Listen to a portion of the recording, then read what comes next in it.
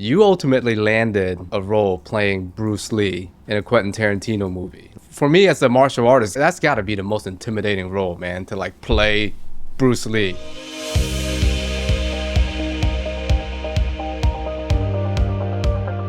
Hi, welcome to the Simple Profit Podcast. My name is Tule, and we focus on one thing on our podcast only. That's to help you to create $1 million grossing businesses.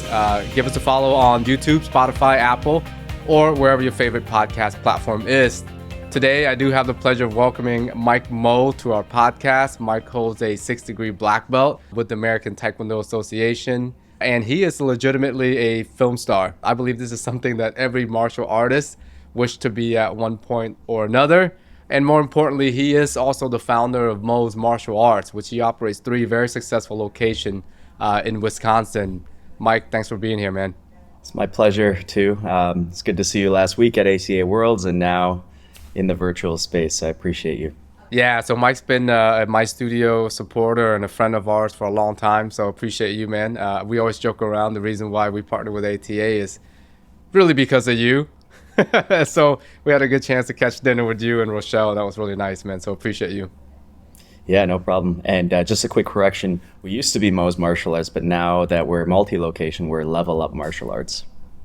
LVLUP Martial Arts now. So Wikipedia needs to change their update on your page there, I would say. Gotta get my fans to fix that. Yeah, for sure, man. I'm going to jump right into it, man. Would love to learn about your martial arts journey. And have you always been in Wisconsin? Or, yeah, how did you get started in martial arts?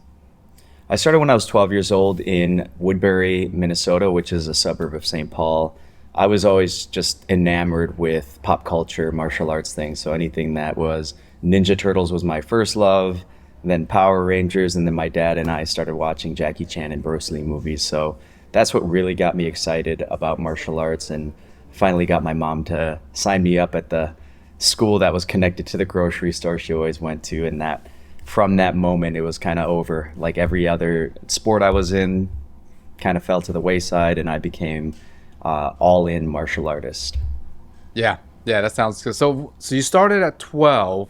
I was thinking you started earlier for some reason. You started at 12, and I believe you met your wife through the ATA as well, right? Through martial arts as well, Rochelle. Is that correct? Yeah, that's right. So when I was 12, my wife was already a 2nd-degree black belt, and she was a little bit older. She's listening. She's shaking her head. Yeah, she's just a little bit older, so she was already black belt. And I immediately had a big crush on her. And maybe that's why I stuck with martial arts. Who knows? Probably, now that I think about it. Anyways, I've been doing it since I was 12. Went every day. My parents would drop me off and I would be picked up like 4 or 5 hours later every single day. And I started competing when I was about 15 or 16. And then long story short, I had to bounce around school situations. My instructor had to close the school one time and I just had to jump around. But perseverance kind of kept me going, and then competition also kept me going. One of the competitions, a friend of ours, Mike Chat, he saw me and he thought I would be perfect for a project that was coming up that Jackie Chan was looking for some extreme martial arts type guys. Because at the time when I was competing in that was kind of the new thing. XMA was the new thing. And Mike is the founder is the XMA, yeah?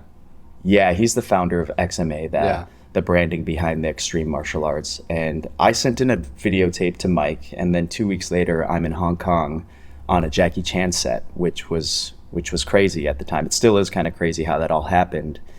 And that's when I discovered my love for just being on a movie set, and watching Jackie Chan work was really mind-blowing.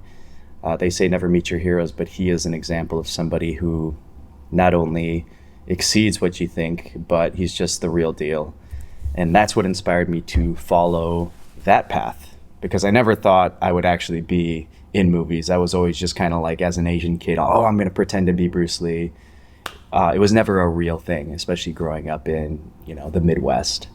So my wife and I, she wasn't my wife at the time, but we were engaged, and she said, no, you should go to LA. We should go together. We got married, and can we back up real quick, Mike? So this was. Did you say you were 16 when this happened? No, that's when I started to compete. I think fast forward. Okay. Yeah, fast forward when I was about, how old was I? maybe when I was like 20 or 21. That's when I got the Okay, so Hong 20, Kong you're in Hong experience. Kong on a set with Jackie Chan. Yeah, Amazing. I've never been to Hong Kong, but being in Hong Kong on a set with Jackie Chan, it sounds amazing. yeah, And then you were engaged at the time with Rochelle, and she says, dude, let's just go for it. Let's go to LA. that's right. Yeah, without her, I wouldn't Okay. have gone. So she pushed me to um, she pushed me to follow that dream, and she said she didn't want to be married to a man that regretted, going for something big. So at the time, we had no money, we had nothing to really keep us anywhere. So we packed up our little Acura, we drove across the country, and now we're in LA. So after that Hong Kong experience, we decided to move to LA, and that's when I started, cutting my teeth with commercials. My wife had a great full-time job, so I didn't really have to worry too much about money. So she just said, "Hey, do everything. Just start your career over as like a day one actor." And thankfully, I had my foot in the door because I had a special skill, which was martial arts. And funny Yeah. enough, I paid a lot of bills and was able to help my wife and I financially by doing like ninja commercials. So that was like the first way I started doing Hollywood stuff. And then I started taking acting classes. I started doing like one-line bits in TV shows. And it just kind of like how we talk about how do we start our students. We start them as a white belt and they want to get to black belt. I really love how you talk about how do we raise our staff to become black belt. So for me, it was starting over as an actor, as somebody in the entertaining business. I was starting over at white belt. All right, well, what are the Yeah. steps that I need to get to black belt? Black belt being the goal of starring in movies, in action movies specifically. So it took a little while, but each step kind of gave me the belief and the confidence to go to that next step. This episode is brought to you by MyStudio.io, the customer management and billing software for the modern day business. MyStudio powers thousands of businesses to ensure that a sign up or a sale opportunity is never missed. Customer management and communication is easy and can be fully automated so you can focus on what matters the most. You got Jackie Chan, you got Jet Li, you got Bruce Lee. These are like before the MMA for our generation. We're like, hey, these are the movies we watch. You ultimately landed recently a role playing Bruce Lee in a Quentin Tarantino movie. Like, what was that like to be like, whoa? I mean, for me as a martial artist, that's gotta be the most intimidating role, man, to like play Bruce Lee. Because people see you as Bruce Lee in the movie, but they don't understand like what you're talking about, all of the commercials and all of the teeth cutting and classes that you have to do to go from like a white belt to now a black belt playing Bruce Lee, next to Brad Pitt, right? Yeah, it's been 5 years actually. So 5 years ago, almost to this day, within a few weeks or so, that's when Once Upon a Time in Hollywood came out in 2019. And when I got cast in that role, it was kind of one of those holy crap moments because this is not only the most iconic martial artist, the most famous martial artist to have ever lived, but it's also one of the most famous movie directors who have ever lived, starring across from one of the most famous actors who's ever lived. So the pressure wasn't lost on me. And I think I went through a 4-month period in my life from the day that I knew that I had the opportunity to audition to the day that I wrapped up my filming. I think it was 4 or 5 months. And I literally tried to just become Bruce Lee. And I think my wife would tell you that she felt like she was living with Bruce Lee for at least 2 of those months. So it was pretty wild. And even looking back through all the, obviously, for those of you that are familiar, there was some controversial takes about it. But I mean, it was still one of the most incredible opportunities of my life. And my job as an actor was to play the role at the best I can, to honor him the best way I could by being as authentically Bruce and bring out that charisma and that attitude that we all love him so much for. Yeah, that's got to be amazing. What an amazing story, man. So anyways, I think that, like I said before, like every martial arts dream about this, right? Being an action movie and doing that. And I think you were just telling me a little bit about this one really hard scene where the camera was just going everywhere. And maybe the producers slated 3-4 days for that, but you got it in a second take. I mean, Yeah, that's so got to be. when you watch the movie, I'm only in the film I have about 3 or 4 scenes, but the one that's the most famous is the one with Bruce fighting Cliff Booth, Brad Pitt's character. And originally that was slated for one scene, and in the movie there's a couple portions of it where the stunt coordinator's wife and Kurt Russell come in. A lot of that was added because we were able to finish our filming much earlier than anticipated. So what was planned was there's a 5-minute continuous take shot in the film, and that's where I do a monologue, and it's very 5 intricate. minutes. This is a 5-minute set. Wow. Okay. I think it's about 4.5. I can't remember exactly, but it's a continuous shot, no cuts. So that means at any point in the scene, if there's something that Quentin didn't like, he was going to cut it.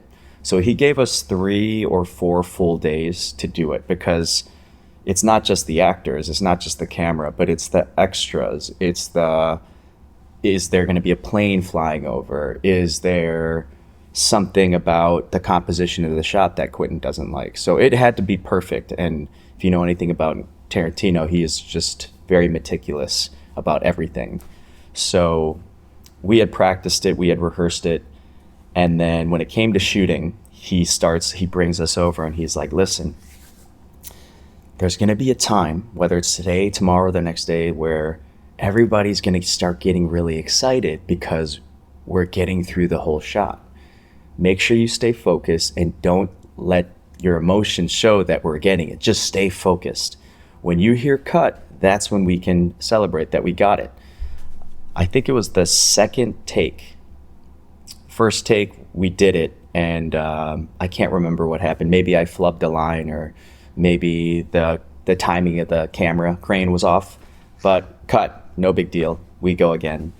Second or third take, we go, and all of a sudden, I'm like 3/4 through my monologue, and I'm not messing up any lines, and I'm in it, and then I start to feel what he had talked about. Okay, holy crap, we're doing this.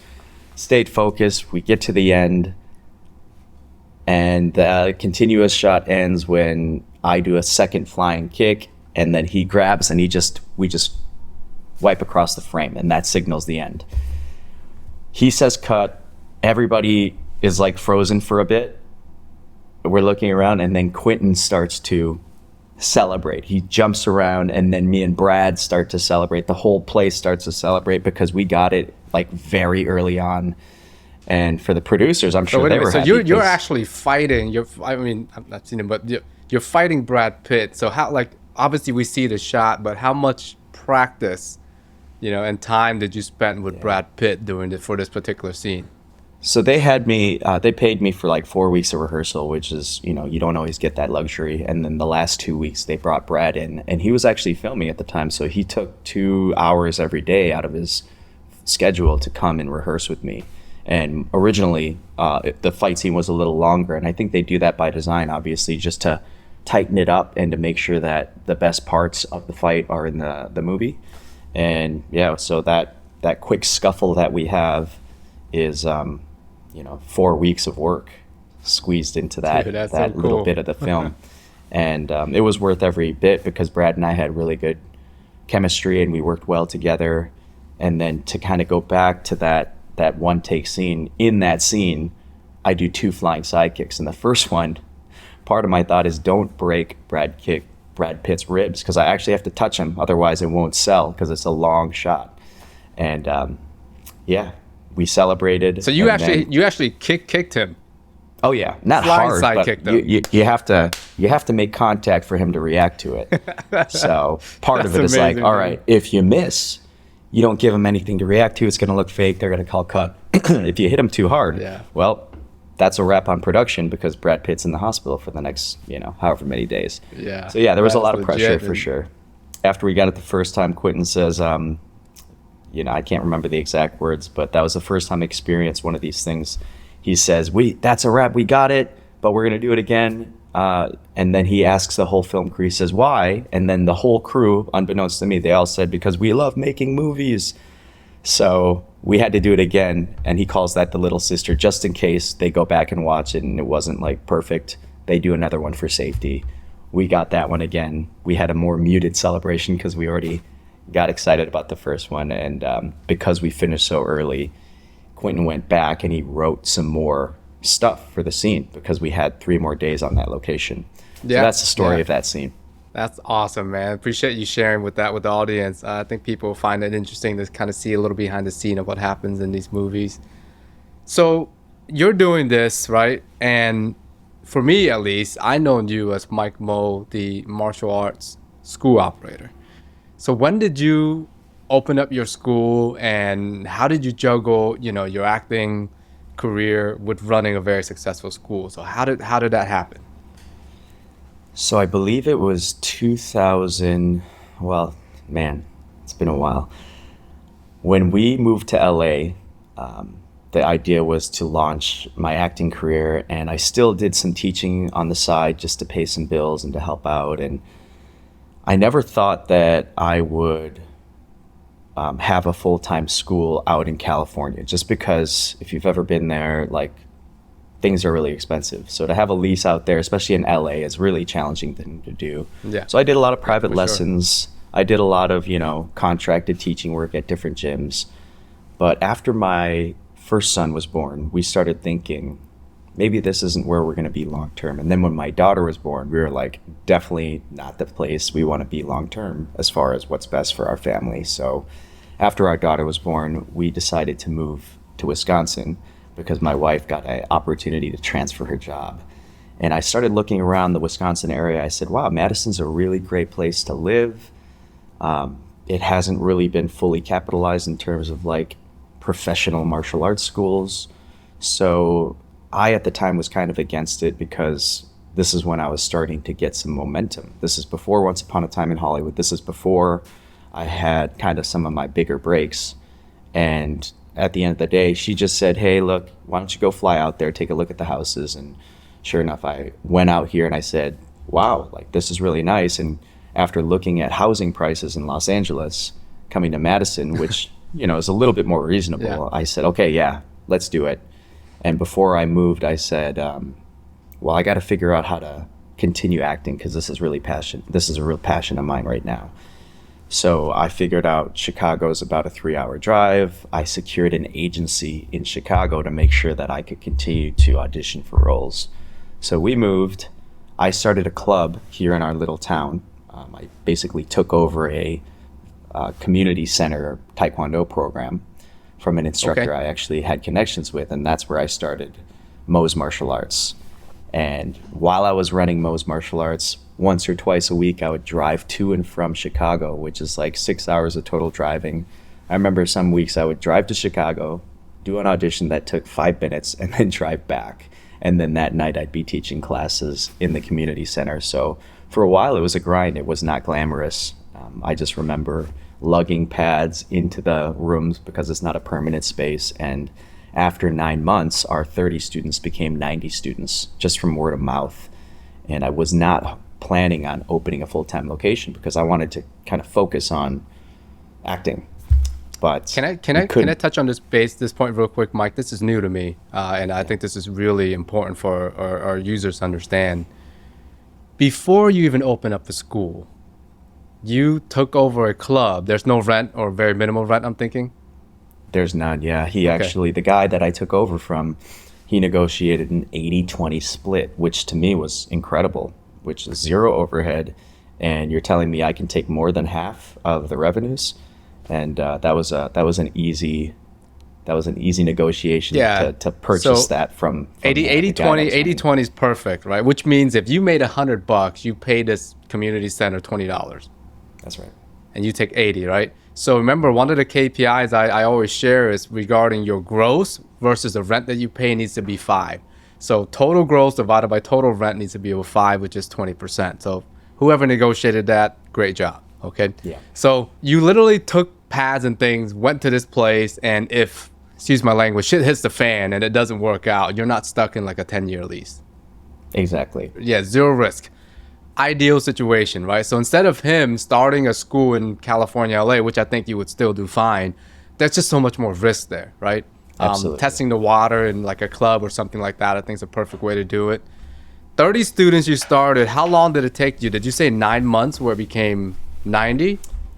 Yeah, after 9 months, we had to move out because it it wouldn't work anymore, and classes were getting too crowded. And at that time, I believe I remember I did everything by paper. I was just like, all right, here's the average student value. Here's how many people are paying each month.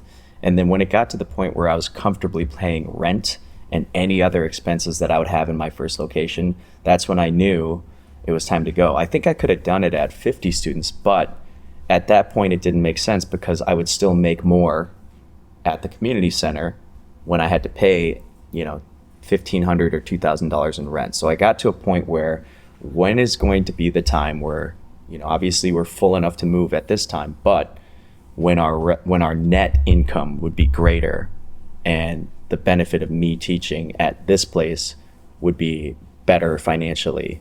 And that was at about 90 students at about 9 months after I took over. Yeah, so the 20% that you would have paid the community center would have been more than the rent you would have paid for your own space, which allowed you to more growth, right? Okay, so then you're teaching every single class at this point? Yes, I was. Mm-hmm. So you're like literally grinding, running to audition and things like that. So when you negotiated your lease, how did you know which spot you were going to pick and how far was it away from that community center? It was only about 3 minutes away, and to be honest, I had zero experience negotiating lease. I had zero experience knowing if it was fair. Honestly, I kind of lucked into a really good and solid management company and a real estate company that gave me a good rate. It was an industrial building, which was really appealing to me because it was about half the price of a retail location. And for me, I'm really confident in how quickly we can build a community and word of mouth. So I didn't need to pay the premium to be on Main Street. And I actually liked the flexibility of having taller ceilings and having just open shell space, because as you know, in our business, we don't need all the bells and whistles. All we need is an open floor, and we can do a lot of things on that open floor. And that's where the revenue comes in, where students are on their dots on the mats. Yeah, exactly. So you got your first location. When was it time, or how long until you went to a professional, I'm going to say professional space, right? Your own retail space, even though it's in an industrial park. How long from that moment when you're like, hey, I think maybe I'm ready for my second location? So we ran Moh's Martial Arts for about 10 years up until last year. So last year, I believe, was our 10-year anniversary of Moh's Martial Arts. And after we moved into that industrial space, it took about a year for us to outgrow that space. And then thankfully, that same company that leased us that space, they just have industrial parks around Madison. And we just kept negotiating, leveling up our space within the same company. So it was a pretty seamless process. Obviously, our landlord was excited to upgrade us into a larger space and lock us in each time. So we had, I believe we had a 2,500 square foot space to begin with. And then we upgraded to about 3,500. After about 3 years in that second retail space, we located to our current space, which is about 9,000 square feet. And then at that time, we also opened our sister business, which is Go Ninja, which is a Ninja Warrior obstacle course that's connected but separate from our school. And that's a whole nother podcast. But hold on a second. So you're in your current location. Maybe you have 2,500 square foot. You outgrow that. So you didn't open up your second location. You're like, I just need a bigger space. That's right. So you went to a different location with the same landlord. That's right. So yes, at this point, we are still a single school. And for the most part, I'm still teaching most of the classes. So I'm, obviously I have a lot of help in terms of my wife and some instructors that will take over when I'm shooting a movie or if I'm sick or whatever it is. But for the most part, I'm a one-man show at that point. And then after our third iteration of that single school, that's when we hit the 10-year mark and we're profitable, we're doing really well with the community. That's when we decided that I wanted to open up more locations. And when we did that, I knew that we needed to rebrand. So it was less about me and it was more about the team. Yeah. Where's Master Moh? It says Moh's Martial Arts. Yeah. Yeah, exactly. Awesome, man. So when did you open your second location? So this happened very quickly. So I had been thinking about rebranding and opening up more schools years in the past. I just always thought, well, why am I going to do it? Because as soon as I do that, it's going to take a lot more work. It's going to take a whole different job description, and I'm going to have to dedicate a lot more of my life in the martial arts world, which is no problem because I love it, but I still have this film career that's alive and well and exciting, and I get to work, which a lot of actors, I now realize, never get to say that. So for me to be able to run a successful school, albeit one location, and also do movies, I look back and it's literally living out two dreams that I've had. So I always pushed it off because I wanted to be able to do both at a high level. And then maybe 2 years ago, I think it was like writers went on strike. And then not too far after that, the actors went on strike. And that was all kind of within COVID. And that was kind of all in the aftermath of, when I had been doing a lot of press for Once Upon a Time in Hollywood, and I was still filming movies. So it was a really crazy time in my life. And then after the actors strike, it really slowed down for everybody. And that's when I said, well, I don't want to say bored, but it's like I have more time and I have more bandwidth.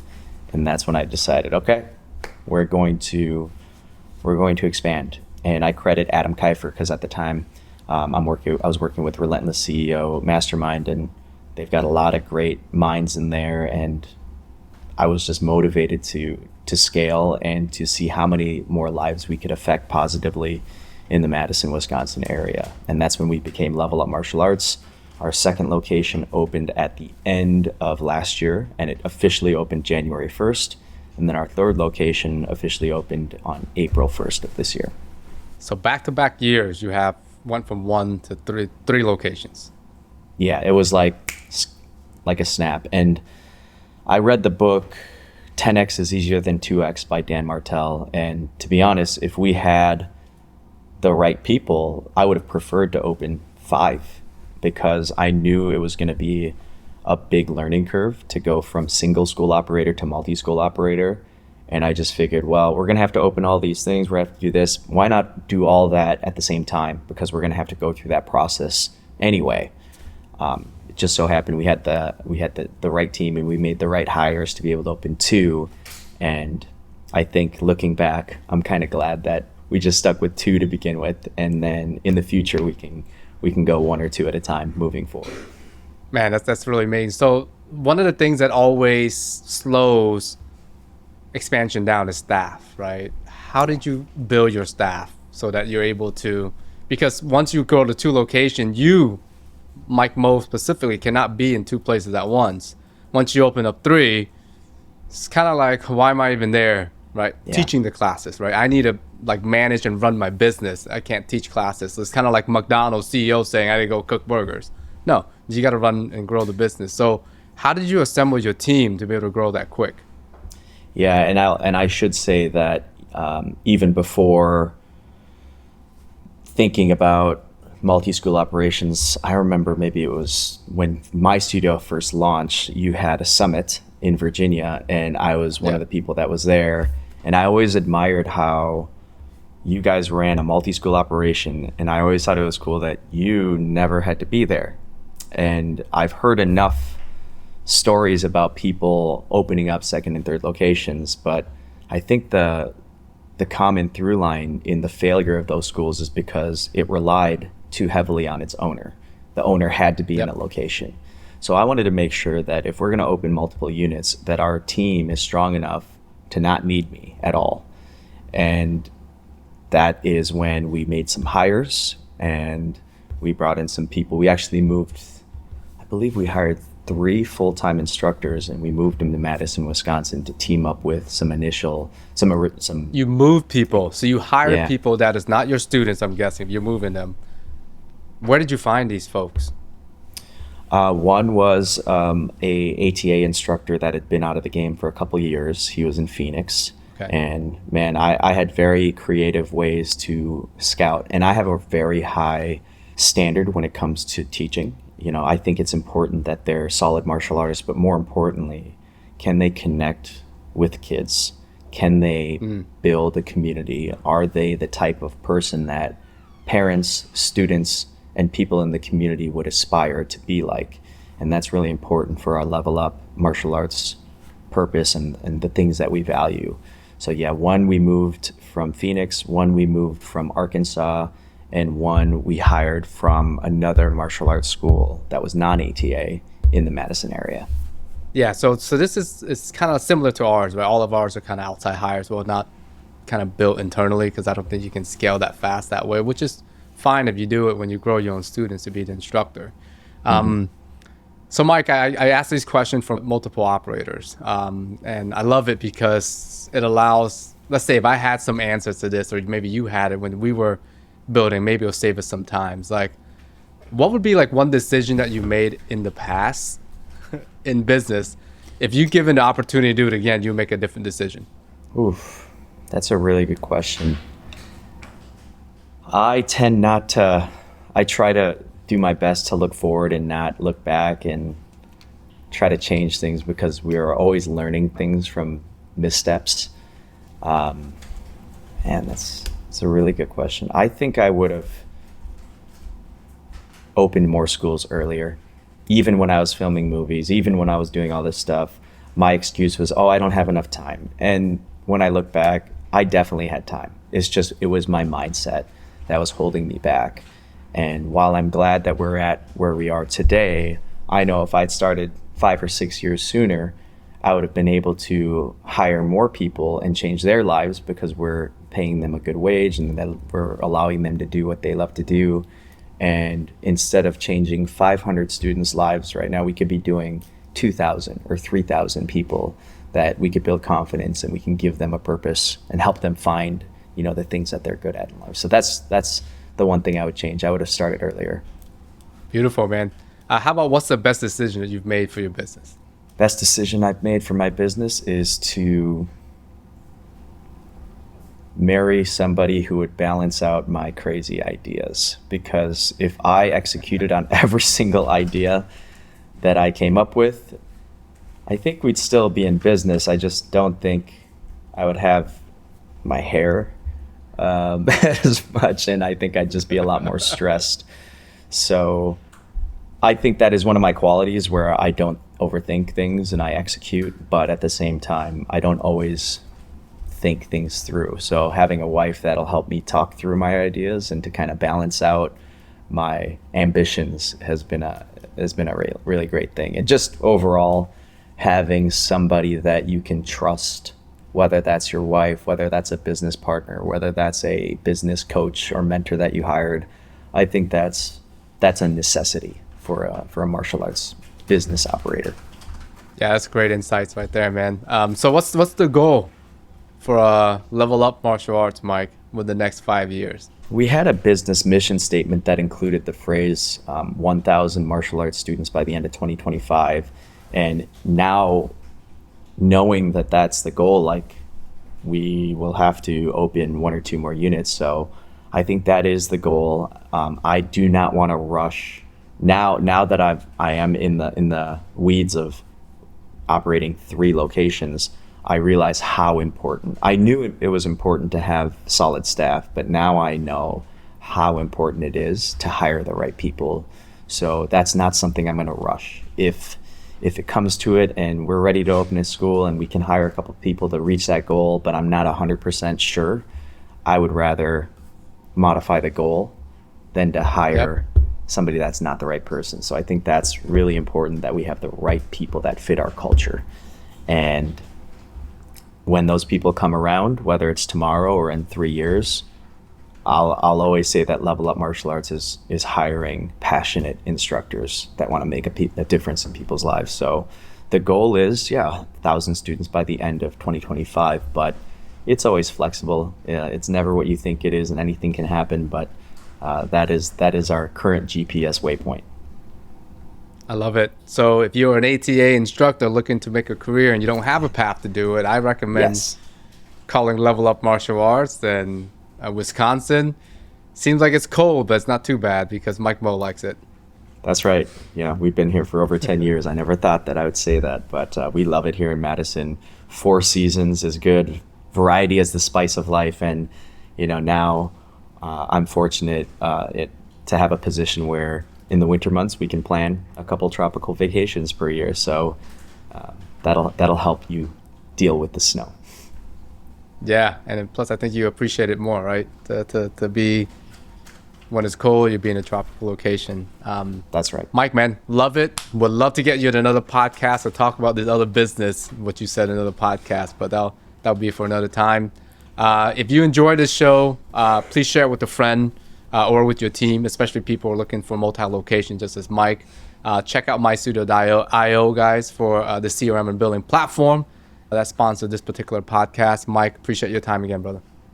Appreciate you too. And my studio, I have to say, has been one of the biggest reasons why we've been able to scale, why I've been able to operate on a couple different levels in life, because it works and it saves us a ton of time. And it looks great too. So our students get to have a premium experience on their end from their phone. And I just thank you for your innovations to the martial arts industry, my friend. Nah, I appreciate you, man. See you in Pinehurst soon, okay? That's right.